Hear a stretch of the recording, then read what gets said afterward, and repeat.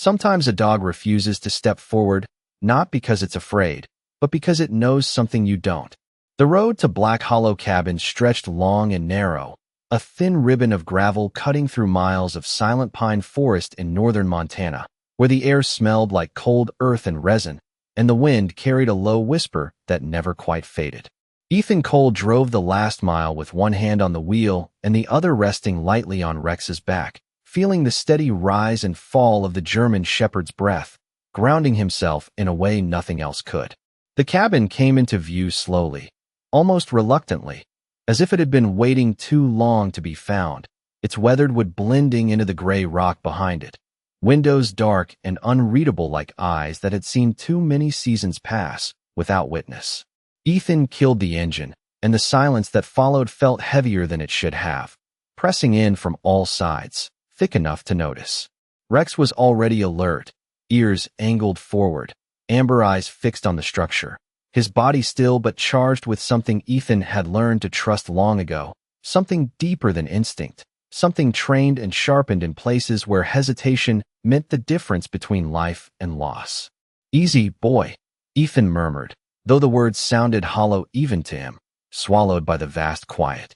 He stepped out of the truck, boots crunching against the gravel, the chill of late afternoon settling into his jacket as a faint wind slipped through the trees, carrying with it a scent that didn't belong, metallic, faint, like something buried beneath time. Rex jumped down beside him but didn't move forward.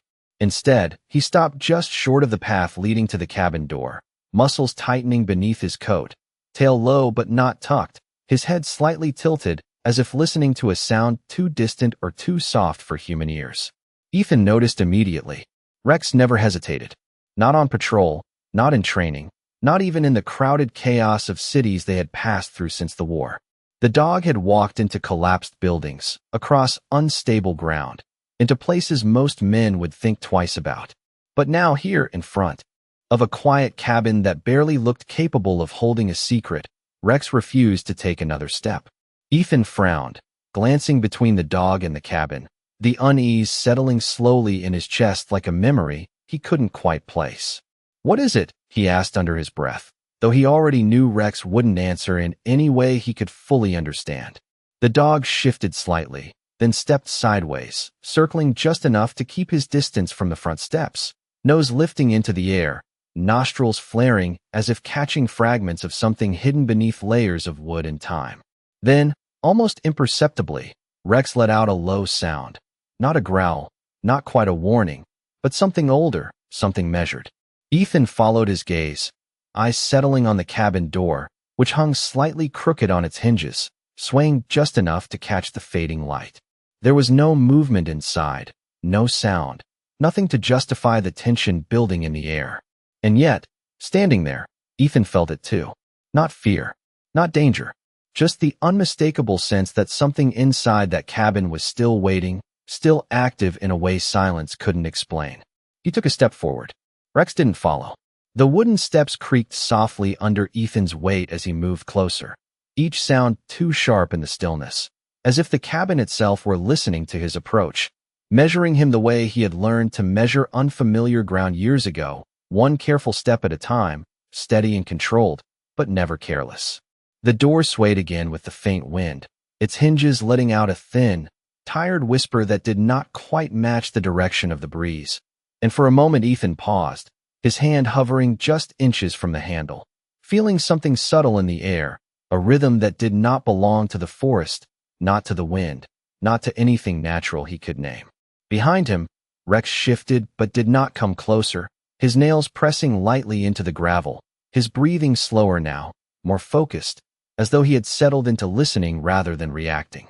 Ethan glanced back once, meeting those amber eyes, and there was something in them he had not seen in a long time. Not fear, not hesitation, but recognition. The same look Rex used to get when he picked up a signal buried deep beneath layers of rubble or earth, something faint but alive enough to matter. Ethan turned back and pushed the door open. The inside air was colder than outside, carrying a dry, mineral scent mixed with old wood and something faintly metallic, like tools left untouched for too long.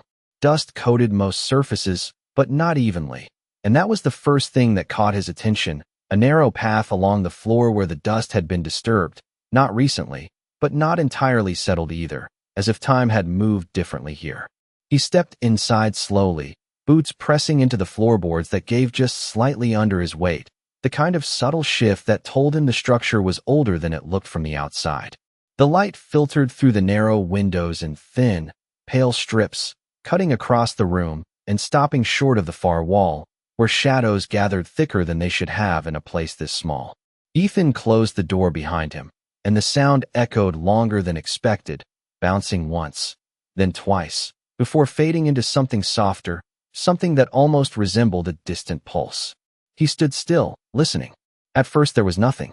Then, just beneath the quiet, it came again, faint and steady. A soft tick, followed by a pause. Then another, too regular to be random, too precise to be natural. His breath slowed as instinct took over, the part of him that had learned to trust patterns long before understanding them. He moved deeper into the cabin, eyes scanning the walls, the floor, the ceiling beams, searching for the source, but the sound did not grow louder or softer. It simply remained, constant and patient, like something that had been waiting longer than it should have. Outside, Rex let out a single low sound, barely audible through the walls, but enough for Ethan to register, enough to remind him he was not imagining this. The ticking continued, and now that he had heard it clearly, he could not ignore it. It was not just a sound. It was a signal. The sound did not change as Ethan moved, and that was what unsettled him most. Not its presence, but its consistency, as if distance did not matter, as if the source of it existed outside the normal rules of space, steady and patient, ticking beneath the quiet like something that had learned how to wait. He crouched slightly, placing his hand flat against the wooden floor, feeling past the rough grain and the chill of the boards, searching for vibration. And there it was, faint but undeniable, a subtle pulse that echoed through his palm in perfect intervals. He closed his eyes without thinking, counting the seconds the way he used to in another life, the rhythm slipping into place with a familiarity he could not ignore. 1, 2, 3. The pause stretched longer than expected, then came again, soft but precise. He inhaled slowly, his chest tightening as the pattern repeated, each cycle reinforcing something buried deep in his memory. 27 seconds. The number formed before he could stop it, before he could convince himself it was coincidence. He opened his eyes and shifted his hand across the floor, tracking the pulse the way Rex would track a scent, moving inch by inch until the vibration grew just slightly stronger near the far corner of the room, where the light barely reached and the shadows seemed to gather with purpose. The dust there was thinner, disturbed in a way that did not match the rest of the cabin, subtle lines etched into the surface, as if something had been moved or accessed long ago and never fully settled again. Ethan leaned closer, his fingers brushing over the boards until one edge gave just slightly under pressure, not loose enough to be obvious, but not fixed in place either. Outside, Rex let out 2 short sounds, sharper this time, more deliberate, and Ethan did not need to see him to know the dog was reacting to the same thing, the same pattern, the same quiet signal threading through the space between them. "I hear it too," Ethan murmured under his breath, though the words were meant as much for himself as for Rex. He pressed down again on the edge of the board, feeling it shift more clearly now, revealing a thin gap along one side where the wood met something harder beneath. Metal. The realization settled into him with a weight that was both familiar and unwelcome, a memory rising uninvited of nights spent listening through debris, waiting for signs that someone might still be alive beneath layers of concrete and steel. The ticking continued, steady, patient, unchanged by his discovery. Ethan slid his fingers into the gap and pulled gently, the board lifting with a soft resistance before giving way, revealing a narrow section of reinforced steel embedded beneath the cabin floor, cold and worn, but unmistakably deliberate. It was not part of the original structure. It had been placed there, designed. The surface bore faint markings, almost erased by time, but still visible enough for Ethan to recognize the pattern, not words, not numbers, but something functional, something meant to guide rather than label. His breath slowed again as he studied it, the past pressing closer with every second. Outside, Rex scratched once against the door, then went still, as if waiting for what would come next. The ticking beneath Ethan's hand did not stop. It never hesitated. And now, neither could he. The steel beneath the floor held a quiet weight, the kind that did not belong to something forgotten, but to something deliberately left behind. And as Ethan ran his fingers across its surface, he felt the faint indentation of a seam, barely visible unless you knew what to look for, a thin outline tracing a rectangular shape no larger than a standard field case, positioned with purpose rather than chance. The ticking continued below it, unwavering, steady, as if acknowledging his presence without reacting to it. He shifted his position, kneeling fully now, his movements slower, more deliberate, guided by a muscle memory that had never truly left him, even after years of trying to move on. Outside, the wind brushed lightly against the cabin walls, carrying a low whisper through the gaps in the wood, but it was no longer the dominant sound. The pulse beneath his hand had taken that place, drawing his focus inward, narrowing the world to the space between each measured beat.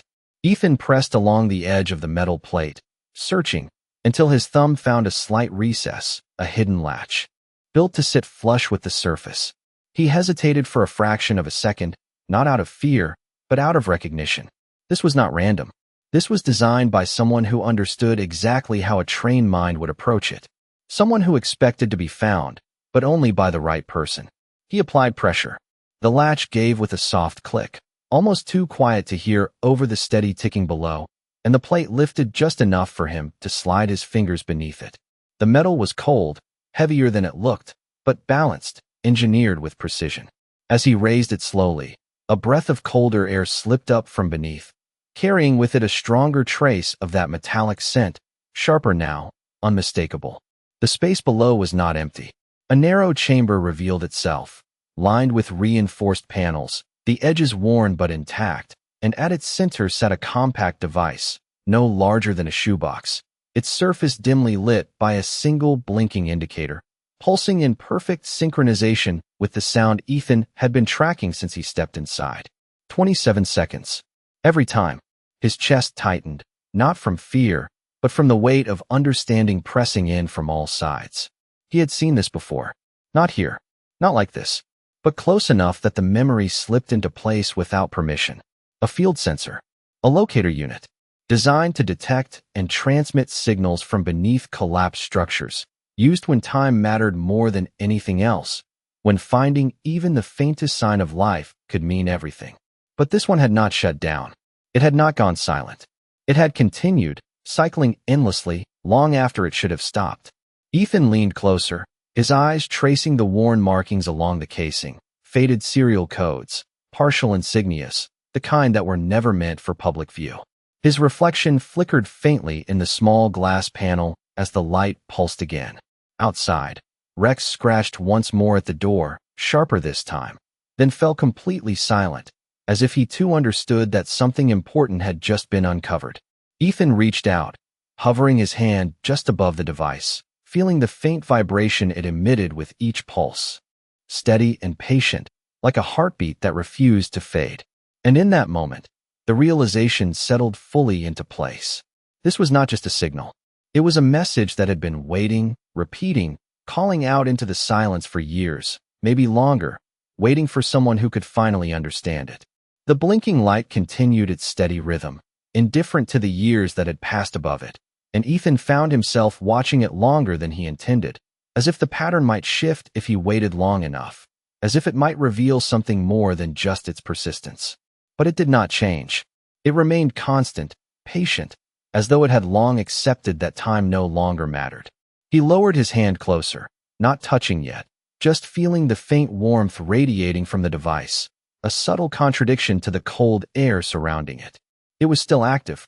Somehow, after all this time, it was still running. That alone should not have been possible. Units like this were not built to last indefinitely.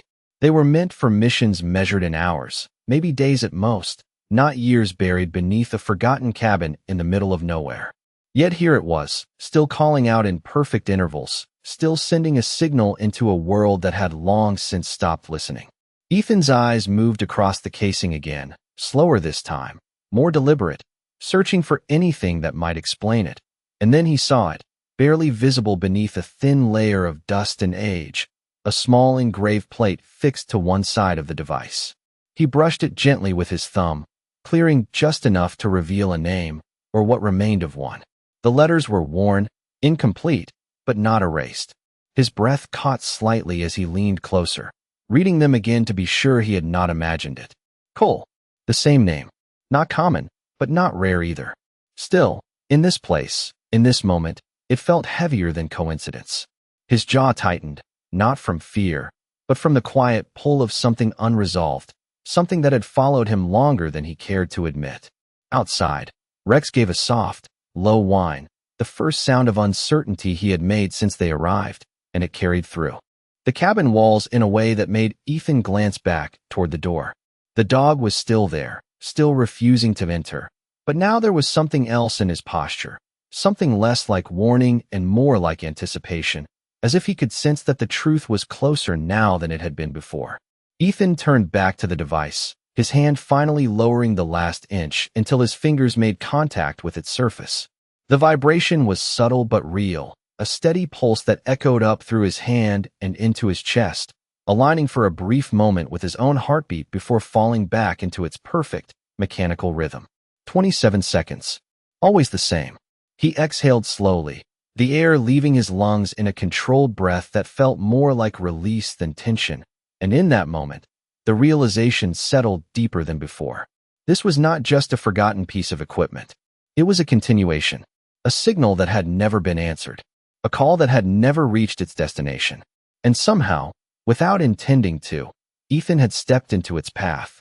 He shifted slightly, examining the edges of the chamber more carefully now, noticing the narrow conduit running along one side, leading downward beyond the limits of the small compartment, disappearing into the earth beneath the cabin.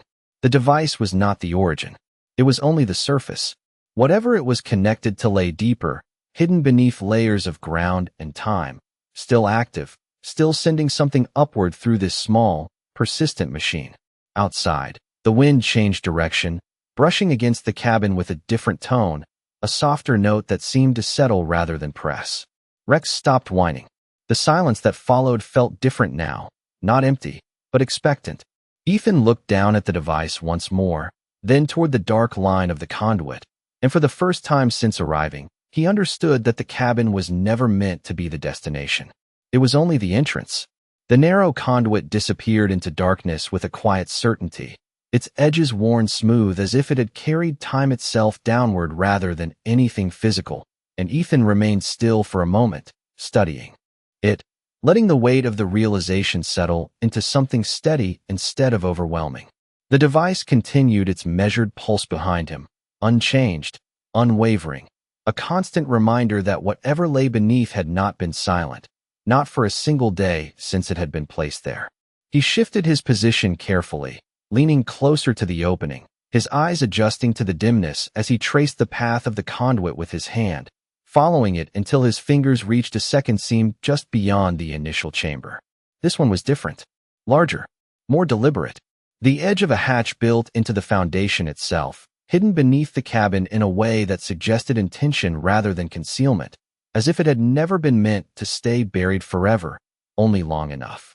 Ethan pressed his palm against the surface, feeling the faint vibration travel through it, stronger here, clearer, the pulse no longer distant but present, immediate, like standing beside a steady engine running somewhere just out of sight.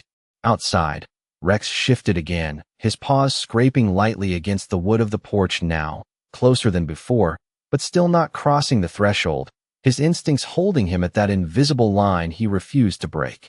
Ethan could almost picture him there, ears forward, eyes fixed, listening not just to the cabin, but to what lay beneath it. "Stay there," Ethan said quietly, not turning around, his voice calm but firm, the same tone he had used countless times before, one that carried trust more than command. Rex answered with silence, but it was the kind that meant understanding. Ethan returned his focus to the hatch. There was no visible handle this time, no latch that revealed itself easily, but the design spoke to him in a different way, through alignment, through the subtle symmetry of the surface. He ran his fingers along the edges until he felt a slight indentation, then another, positioned just far enough apart to require both hands. He pressed them simultaneously. For a moment, nothing happened. Then, with a low, almost reluctant sound, the hatch shifted, releasing a breath of colder air that carried a deeper note of that metallic scent, stronger. Now, layered with something else, something older, like stone that had not seen open air in years. Ethan lifted the hatch slowly, the weight of it balanced but undeniable, revealing a narrow stairwell descending into the earth, the steps reinforced with metal framing and wooden treads that had aged but not failed. The darkness below was complete, swallowing the light from above within a few feet, but the pulse remained, echoing up from below with greater clarity now, each cycle more defined, more present, as if whatever was generating it had always been closer than he realized. He paused at the top of the stairs, not out of hesitation, but to listen, to let the environment settle around him, to separate the sounds of the world above from the one below. The forest outside had gone quiet again, the wind easing into a softer rhythm, and even Rex had fallen still, as if the moment required it. Ethan exhaled slowly, adjusting his footing, then reached back and picked up the small flashlight from his pack near the door, flicking it on and angling the beam downward. The light cut through the darkness in a narrow path, revealing just enough of the steps to make a careful descent possible, but not enough to show what waited at the bottom. The pulse continued, steady and patient, unchanged by his discovery, unchanged by his presence. And as Ethan placed his foot on the first step, he understood that whatever this signal had been waiting for, it had not been an accident that he found it. Some paths were not chosen. They were returned to. The first step down carried a hollow echo that lingered longer than it should have, stretching into the darkness below as if the space itself were larger than the narrow opening suggested, and Ethan paused just long enough to let the sound settle before continuing, his movements measured, deliberate, each step placed with the same quiet precision he had learned in places where unseen ground could not be trusted. The beam of his flashlight cut a narrow path through the darkness, revealing the worn edges of each step, the metal supports still solid despite their age, a structure built not for comfort, but for endurance, designed to last. Beyond the people who constructed it, the air grew cooler as he descended, carrying a deeper metallic scent now mixed with something else, something faintly electrical, like old equipment that had never truly powered down. Behind him, the world above faded completely, the last traces of daylight swallowed by the hatch as it settled back into place with a muted thud, sealing him into a space that felt removed from time itself. The pulse grew stronger with each step, no longer distant or abstract, but present in the air around him, a steady rhythm that filled the silence rather than breaking it, as though the silence had been built around it. 27 seconds. Always the same. Ethan counted without meaning to, his breath aligning unconsciously with the intervals, his mind slipping into a familiar pattern of observation and control. At the bottom of the stairwell, the beam of his light widened into a small chamber, the walls reinforced with concrete and steel, aged but intact, their surfaces marked by faint lines of wear that suggested long years of quiet persistence rather than abandonment. The room was not large, perhaps 12 feet across, with a low ceiling that forced a subtle awareness of space, but it was not empty. Along one wall stood a row of equipment, compact and functional, its surfaces coated with a thin layer of dust that had settled evenly, undisturbed for years, except for one unit at the center. That one was active. Its indicator light blinked in perfect synchronization with the pulse Ethan had followed from above, brighter here, more defined, casting a soft glow that reflected off the surrounding metal surfaces in slow, rhythmic intervals. He stepped forward, his boots making a muted sound against the concrete floor, and as he approached, the details came into clearer view. It was not just a sensor. It was part of a system, a compact array designed for detection, transmission, and response, the kind used in specialized operations where locating something hidden beneath layers of earth or structure was the primary objective. The cables running from it disappeared into the far wall, leading deeper still, beyond the limits of the chamber, suggesting that whatever the system monitored was not contained within this room. Ethan crouched beside the unit, his flashlight resting on the floor, its beam angled upward to illuminate the controls. The markings were faded but legible enough, familiar in a way that tightened something in his chest. He had trained on systems like this. He had trusted them. And once, he had relied on one just like it when the signal it carried had not been strong enough, not clear enough, not soon enough. The memory surfaced without warning, not sharp or overwhelming, but present, steady, like the pulse itself, a reminder of a moment that had never fully resolved. He placed his hand lightly against the side of the unit, feeling the vibration more clearly now, stronger, closer to its source. Outside the chamber, beyond the walls, there was nothing but earth and time. And yet, the system continued to operate, continued to send its signal upward, unchanged, unwavering, as if it had never accepted that no one had answered. Ethan's gaze shifted to the cables again, then to the dark opening where they disappeared into the wall, and for the first time since he began his descent, he understood that the signal was not just being transmitted. It was being maintained. Something deeper was still active, still waiting. The cables along the wall seemed to breathe with the same quiet rhythm as the device, not moving, not shifting, but carrying something unseen through their length, something steady enough to survive time, yet subtle enough to remain unnoticed until now. And Ethan followed their path with his eyes before rising slowly to his feet, the weight of the moment settling deeper into his chest with every second that passed. The chamber felt smaller now, not because its dimensions had changed, but because its purpose had become clearer, and with that clarity came a sense that he was standing inside something unfinished rather than abandoned. The light continued to pulse, reflecting off the metal surfaces in slow intervals, each cycle marking time in a place that had long since stopped measuring it the way the world above did. Ethan stepped toward the far wall, where the cables disappeared into a reinforced opening no wider than a doorway, its edges lined with the same precise construction as everything else below, deliberate, calculated, and built to endure. He angled his flashlight into the opening, and the beam stretched forward into a narrow tunnel, its walls smooth and reinforced, sloping gently downward beyond what the light could fully reveal. The pulse grew slightly stronger there, not louder, but more defined, as if the source was closer, or perhaps more concentrated. He paused at the threshold, listening again, separating the layers of sound until only the steady rhythm remained. It had not changed, not once, not in timing, not in tone, not in presence. That kind of consistency was not accidental. It was maintained. Outside, far above, Rex shifted again, and though the sound did not reach Ethan directly, he felt it in a different way, a quiet awareness that the dog was still there, still holding that invisible line, still choosing not to enter. That mattered. Rex did not avoid without reason. He avoided when something needed to be approached differently, when moving forward too quickly meant missing what was already there. Ethan lowered the flashlight slightly, letting the beam rest along the floor of the tunnel, and for the first time he noticed the markings etched faintly into the surface, spaced at regular intervals, worn but intentional. Not warnings, not directions, measurements. He crouched, tracing one with his fingers, the edges softened by time, but still present enough to recognize. Distance markers, used to track progression in enclosed spaces where orientation could be lost. That meant someone had worked here.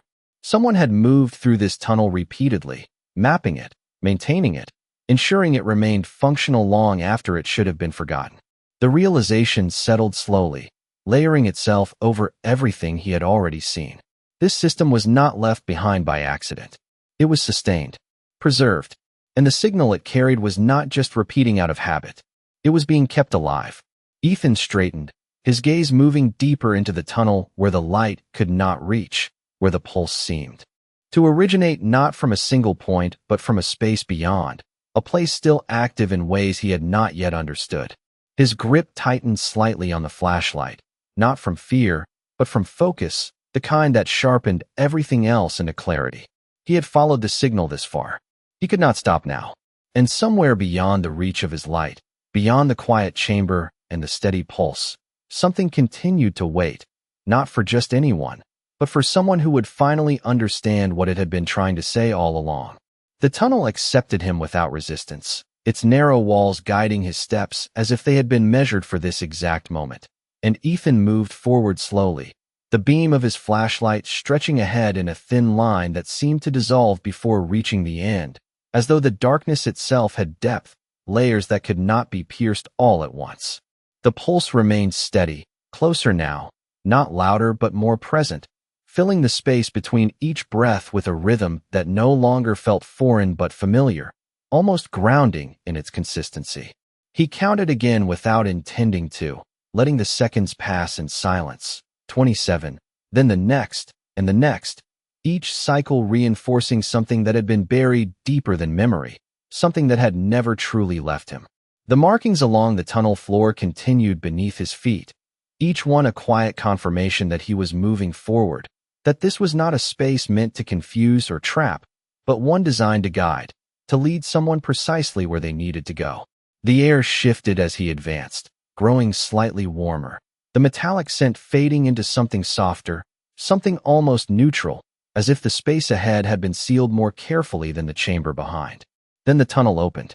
Not abruptly, not with a sharp edge, but gradually, the walls widening into a second room larger than the first, its ceiling higher, its structure more complete. Ethan stepped into the space and paused, the beam of his flashlight sweeping slowly across the interior, taking in the details one by one. It was a control room, or something close to it, not filled with clutter or excess, but arranged with intention, each surface clean despite the years, each panel intact, as though it had been preserved rather than abandoned. At the center stood a single console, its surface illuminated by the same soft, pulsing light he had followed from above, only now the source was clear. A larger unit, integrated into the system, its display still active, its indicators cycling in perfect alignment with the rhythm he had tracked from the beginning. Ethan approached it slowly, his steps quiet against the floor, his attention narrowing to the screen as it flickered faintly, revealing lines of data that had not changed in years. Coordinates, depth readings, signal strength, all locked in a steady loop, repeating the same message over and over again, waiting for input that had never come. He set the flashlight down beside the console, letting its beam rest across the panel as he leaned closer, his eyes scanning the display until they settled on a single line that had not faded with time. Status, active, awaiting response. The words held no urgency, no alarm, only patience, the kind that did not diminish with years, the kind that simply continued until it was answered. Ethan reached out, his fingers hovering above the controls, feeling the faint vibration that carried through the system, stronger here, more defined, like standing at the center of something that had never stopped working. For a moment, he did not move. He simply stood there, letting the realization settle fully into place. This was not a warning. It was not a threat. It was a call that had been sent and never received, a signal that had continued because no one had been there to stop it or to answer it. And now he was. He lowered his hand, pressing gently against the interface, not forcing it, not rushing, just enough to acknowledge its presence, to break the cycle that had been repeating for so long. The screen flickered once, then again, the rhythm shifting for the first time since he had found it, the steady pulse pausing, just briefly, before resuming in a different pattern, slower now, calmer, as if something within the system had recognized that it was no longer alone. Above, far beyond, the layers of earth and wood, Rex finally stepped forward, crossing the threshold he had refused for so long, his presence aligning with the quiet change below. And in the stillness that followed, Ethan understood something he had not been able to name before. Some signals are not meant to be discovered by chance. They are meant to be answered by the one who is finally ready to hear them.